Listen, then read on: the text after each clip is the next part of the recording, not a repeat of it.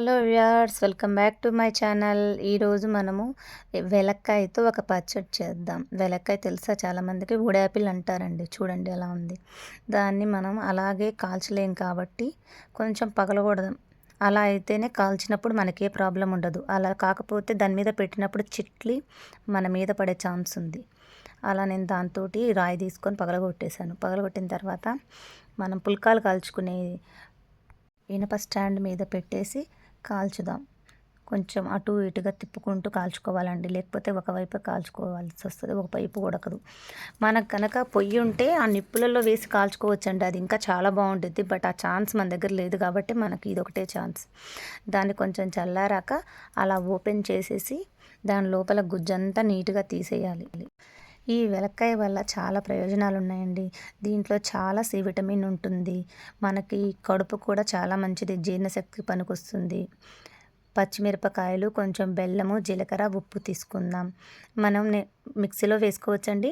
నేను ఛాన్స్ ఉంది కాబట్టి రోల్లో దంచి చూపిస్తున్నాను మీకు. ఫస్ట్ జీలకర్ర వేసుకుని మెత్తగా అయ్యేంత వరకు బాగా దంచాలి. తర్వాత ఉప్పు కూడా వేసుకుందాం.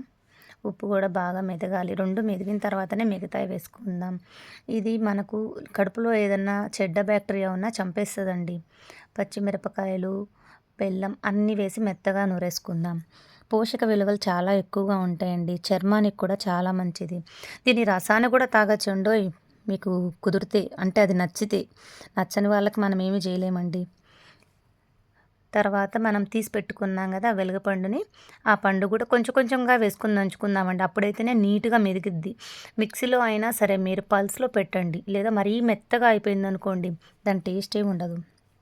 దీంట్లో సిట్రిక్ ఆమ్లాలు బాగుంటాయి, కార్బోహైడ్రేట్స్ హెవీగా ఉంటాయి, మన శరీరానికి హాని కలిగించే బ్యాక్టీరియాతో పోరాడుతుంది. సి విటమిన్ హెవీ ఉంటుంది.